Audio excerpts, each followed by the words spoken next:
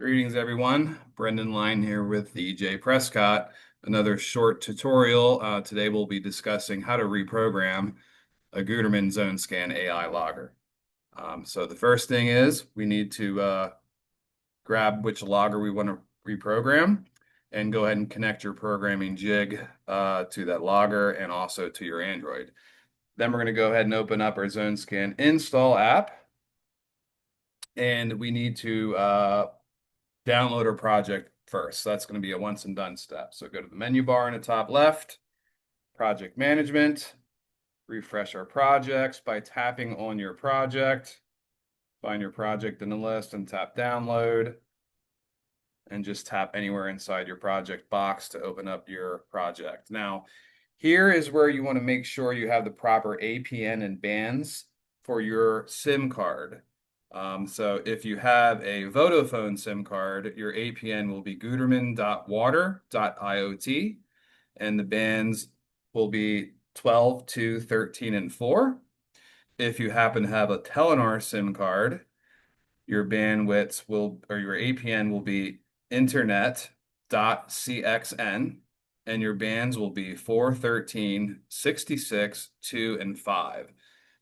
So you can change that in the APN box, and then you can tap on your bands and go ahead and select which bands you would like for that. When you're happy with that, tap next. And then we go into our menu bar in the top left, logger setup.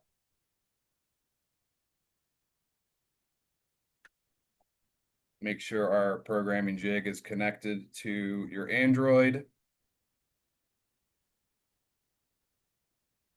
And here's where you can redeploy, keep current position. I'm going to use the keep current position option. And that's the final step. If you have additional loggers to do, just disconnect your logger from the jig, reconnect your next one, and just go to set up next logger and follow that same process. We do want to make sure that we keep the antennas installed on the loggers after this process, because we need them to basically re-register to the cell network, and that could take 5, 10, 15 minutes or so. So it's a good practice to reattach the antenna and place that somewhere in a location where they have a good chance of reaching a cell tower, whether by a window or outside. And that would be the final step for that. So when you have your last logger program, just go ahead and tap finish. And now what you can do to see that registration is go to your top left in the menu bar and go to list. And if you swipe down, like it mentions at the bottom, you will see your data fill in for your logger. So what you want to take note is the registered date on the bottom right. But don't get confused with the date. The day is first, the month is second. So right now it's showing April 22nd was the last time this was registered, which is actually today.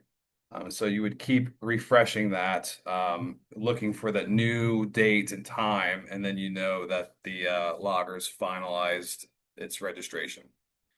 And that's basically it. And then you can continue deploying your loggers back out in the field, and that's the entire process.